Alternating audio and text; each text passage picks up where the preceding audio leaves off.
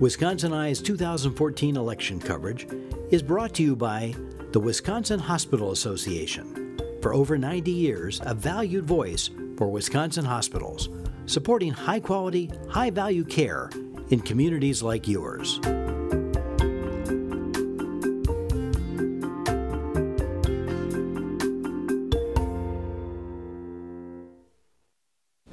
WisconsinEye coverage of the 2014 elections continues with an interview with Mr. Ashton Kirsch of Baraboo. He's a Republican candidate in the 81st Assembly District. Ashton, welcome to WisconsinEye. Hey, Steve, thank you so much for having me today. Thank you, WisconsinEye. This is a great opportunity. Appreciate it. We have a programming note. WisconsinEye appreciates the support of the Wisconsin Hospital Association, which represents more than 139 hospitals and health systems, for making these candidate interviews possible.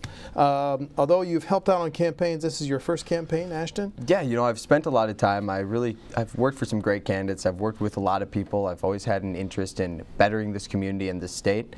And this is my first time really going out there and being the face and being the person that has to be at the forefront. So you've got a law degree and you've worked on campaigns. This is your first campaign, but I'm intrigued.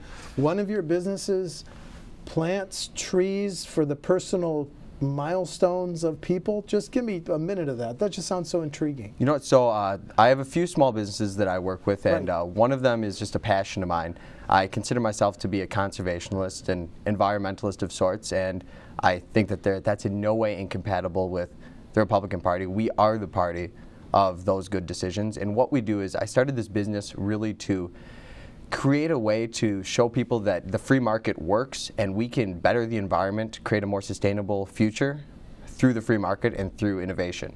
So what I do is I have various fields, and we use also, we have partnerships with public lands and various other places where we plant trees, we plant shrubbery and various things to commemorate people's births, people's deaths, and various occasions. This is the goal is to really create a sustainable alternative to contemporary burial processes, and just really, you know, show the world that we can do this through the free market, and we don't need the heavy hand of government to come down and mandate. Well, I don't mean to turn this into an ad for your business. I just found it very intriguing. Tell me what issues drew you into this campaign, Ashton. Sure. So I have a 5-year-old daughter, and I see her future. I see my generations, my contemporaries, and I see that it's looking bleak. People my age, people older, a little bit younger, they can't find work. They can't find something to do, and I can only imagine what that's going to do to my daughter. I look at her and I see, you know, something needs to change. We need to create a system where she can have the same future I had, if not better. She can have the future that my parents had, my grandparents had. This country is founded upon the American dream, and I'm fighting to bring that dream back and reinvigorate this state, because I think that we live in the best state in the nation. I don't want Wisconsin to be the best that Wisconsin can be. I want Wisconsin to be that shining star. I want Wisconsin to be, it should be Texas, it shouldn't be Florida, it shouldn't be those other places. When we think about freedom, when we think about business, and we think about opportunity, it should be Wisconsin. We should be the example. We should be the best in the country. With a 4-year-old daughter, then, maybe she's in four-year-old kindergarten, or she'll be in public schools first. So let's start with public schools. Let's do it. A major issue is school choice and vouchers. Sure. There's a 1,000 enrollment cap on those out-state. Right. Where do you stand on expansion of choice and vouchers? So I am here with she's 5 years old, and the perspective is she goes to public schools. I went to public schools, and I thank a teacher for all that I've been able to do. Go to law school, graduate from the best university in my mind, the University of Wisconsin. Go Badgers. And I thank a teacher for that. And I want to create the best system that we can to have those opportunities for my daughter and for those of the next generation. And the way that I think we do that is we go down to the localities. We bring this down to the lowest common denominator, the individual parents and the teachers as well. And the way we do that is we don't make a one-size-fit-all solution. We have, Milwaukee is not Baraboo. Madison is not Sauk City. So we need to create a system where maybe we need something one place, maybe we don't the other place. All we know that throwing money at the problem in Milwaukee isn't working. And we need to provide the opportunity for places like Milwaukee to experiment and to be that place where, you know what, we see what works. Do you want the 1,000 enrollment cap lifted in the next state budget on school choice outside Milwaukee and city of Racine? You know, I think that it really depends on the region. Okay. I think that it needs to be more regional, and we need to base it. I think that in my district, our public schools are working. And that being said, the private schools have a very important place in our education system.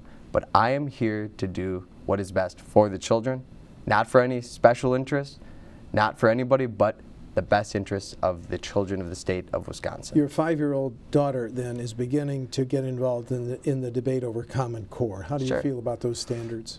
You know, when I was in law school, I was president of the Federalist Society. So our job is, we were a great group. We brought in professors from all around the nation to come speak and debate the professors at Madison and various other people on issues of federalism and constitutional law. So I consider myself a federalist of sorts, that I am very wary of federal influence and the federal government mandating things upon the states. And I think that we can do it best, again, at the lowest level. The individuals and the localities. I think we should give the localities the choice of how to approach this, what they want to do, and they should be the ones making the decisions. And they know what's best for the kids, and I don't think it's an overreaching authority that should be that way. You think Wisconsin should join states like Louisiana and formally withdraw from the Common Core, Ashton? You know, I do not support the Common Core standards as is. Okay. Let's talk about health care. As you know, federal government said all states, if you expand your health care, your MA benefits, will pay the costs. Governor Walker and the leaders of the Senate and the Assembly said no thanks. Was that a wise decision? You know, I think it was the decision that they had at the time. I look at this and I say, again, this whole aspect of federalism. Can we trust the federal government? Can we trust their promises? And from what they were looking at, they said, you know what? We've seen what you've done, federal government. We've seen you come down, make these grandiose promises, and then just back out at the last minute, and then the state's there to suffer. And I think that that's where they came from. Would I have done the same thing? I'll be honest with you, I'm not sure, and I wasn't there. Okay. That being said, I do not think it was the wrong decision, and I think that it was the decision based upon the fact that we have a federal government that is very well known for backing out of its promises. And you know what? We have this time. We're seeing if pretty soon it's going to come up after that 3 years to see if that 90% sticks. And you know what?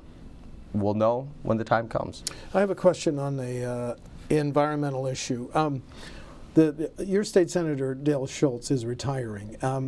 One reason he voted against the mining bill was he was afraid that mining bill would ultimately open the door to mining of the Baraboo Bluffs. Right. Do you have a position on that mining bill? Would you have voted for it? Are you concerned about potentially the mining of the bluffs? You know, I'm very concerned about this bill. This is something I've worked very hard for sustainability and for environmental issues. But that being said, there's a proper balance between economic development and watching out for our environment. So with the mining bill, again, I wasn't there at the time. I can't tell you what I would have done, but I can tell you what I will do going forward. I will be sure that any continuation of these bills, anything similar, we will look into them, and I will be a voice to fight for proper economic development while also maintaining that we have the right safeguards in place to protect our great natural resources, because I may be biased, but I think that my district, the Devil's Lake, the Baraboo Bluffs, the Wisconsin River, are some of the greatest and most beautiful portions of this state. And I'm going to be there to make sure we maintain the vision and the future while also understanding that this is a big jobs creator. We need jobs, and first and foremost, we need to get this state working. I want to ask you about one thing you mentioned on your website. Sure. You say that, and everyone acknowledges there's a growing problem of heroin abuse. What do you think is one idea how to fight that problem? You know, this is one of the issues I really care about. It hits close to home because I actually have a very close family member of mine who has suffered with addiction, who has gone through this, who had a problem with heroin, who went through the system and has turned out a success case. And the way that you do that is we need to stop treating this, in my opinion, as a criminal issue. This is a public health issue. And Governor Walker and the Assembly recently passed a bipartisan legislation, the HOPE Initiative, And we were able to really reform things, providing more access to diversionary programs, giving more money for drug courts and various things to keep people, not just throw away the first-time offender, not just put them in the system, creating a criminal out of a kid, but to give those people a chance to better their lives so when they come out of the system, they're not hardened criminals, but they're productive members of our society. And the way, if I only have one thing, I actually recently put together a whole proposal of about 30 different things and ways that we can reform this. But the one thing that I really have begun to appreciate are the county drug courts. I see we have a drug court in Dane County here. We have a drug court in Waukesha County. These work. This is an alternative.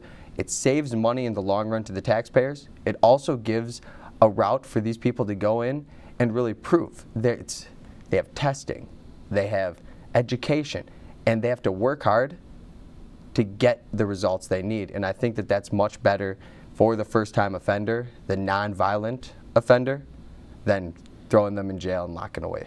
Wisconsin residents and tourists need good roads to get to that beautiful Devil's Lake State Park that you want to represent. That's the truth. Yet there's $650 million projected shortfall in the Department of Transportation budget over the next 2 years. Do you delay some major highway projects? Do you raise taxes, or do you have another idea? Well, I'll tell you a little bit about my district. So our roads are beginning to fail. We're getting to a point where many of our roads had 20-year lifespans and they were put into place during the Thompson administration. We need to do something. The roads, I mean, this is the lifeblood. These are the veins of our communities. Our farmers, our businesses, our individuals, our kids going to school. We need these roads to last. We need them to be correct, and we need to work together to get a solution. That being said, we're talking about how do we solve it. So the choices on the table have been the registration fee increase and the gas tax increase. Right. The consideration is it's easy to say yes or no. The problem is that to really solve this problem, we'd have to increase those things significantly. We'd need a major overhaul, and we'd really need to bring those fees up. And I am not for tax increases. I think that we've been taxed enough, and I think we need alternative solutions. So I do have a feeling, and I think that this is going to be a major issue in the next legislative session. It sure is. And it needs to be. We need to solve this problem now. Otherwise, it's going to be too late and cost quite a bit more money when those roads start to crumble. And I drive a Jeep Wrangler, so it seems like I'm off-roading pretty often, but we're right in the highway. So I'm here to solve that problem and really do something new. Okay. I'm asking all candidates this question. Your reaction to Judge Crabb's ruling now being appealed by the Attorney General in same-sex marriage? So with that, we have this constitutional amendment in there, and I will be actually one of the next of two attorneys in the state assembly on the Republican side, and I really that's something that I've really always cared deeply about. And I am a firm believer that marriage is not the place of the state. Marriage should be between the churches, and we need to make sure that the churches maintain that right. On a state level, I'm a contractualist. I think we need to be sure that we protect those churches, but at the same place, we make sure that we have equal rights, and we make sure that we don't infringe upon anybody's religious freedoms. It's not a state issue. I do not think that it is a government's issue. Does that mean the prohibition against same-sex marriage should be removed from the Constitution, Ashton? You know, the people decided upon that. I don't think it's the court's place to do that. I think that that should be upon the people of the state of Wisconsin. Okay. Two candidates for Attorney General, as you know, advocate making first offense drunken driving a crime. Do you have a position? You know, I think we have a major problem with drunk driving in this state. And I'm all for tougher laws on drunk driving. We're putting people on the roads who are killing people. I think that we need to find a way to increase punishment and increase sentencing on the higher levels, on the seconds, the thirds, the fourths. On the first, it's pretty much just a fine at this point. And we need to find the proper balance to be sure that we are not throwing people's lives away. We're not we're not destroying their job prospects. We're not ruining their lives for a single mishap. But that being said, it's a delicate balance, because these roads, my daughter's on these roads, our children, our parents, everybody are driving on these roads, and we need to protect folks from those that are not making the proper decisions. The calls in Washington and Madison to raise the minimum wage, how do you feel? I don't think it's the right time. Okay. I think that right now we're in a very tough place. We're seeing the Dows skyrocketing. I'll tell you what, I'm a finance guy too. I don't know why, because the people in their homes, they're not seeing it. They're not seeing the positive economic benefits. People that went to law school with me, we have probably half of them still not employed in law. People can't find jobs. And I don't think it's the time to put another job killer out there. That being said, does that mean that it's never going to be a realistic prospect? No. But at this point in time, I would say absolutely not. Okay. Finally, if you want to, I want to give you a chance to highlight any differences between you and your opponents in the August 12th primary. Sure. So I'm running really to be a community servant. I'm not here to be a politician. I think we've lost a lot of the morals and the integrity that our political system used to have. I think today we have most politicians, many of them, running and making their decisions for the next re-election, for special interests, and not for the people in the district. So I'm going in there and I'm telling folks that, you know what, I'm going to represent you. I'm not here to represent 53%. I'm here to represent 100% of my district. I'm here to fight for what we need with courage and convictions for what is going to be right for this state and to move us forward to prosperity. Additionally, I am the candidate that's local to this area. I was born and raised in Baraboo. My family's lived in Baraboo for over 100 years. And this is the place I love. This is where I grew up. This is where all of my memories have formed. And I'm going to fight with everything I have to be a representative of the entire region and do what's right to bring jobs and bring prosperity back to our region. Thank you. Ashton Kirsch of Baraboo is a Republican candidate in the 81st Assembly District. The primary is August 12th. Ashton, thanks for talking to WisconsinEye. Hey, thank you so much. Thank you.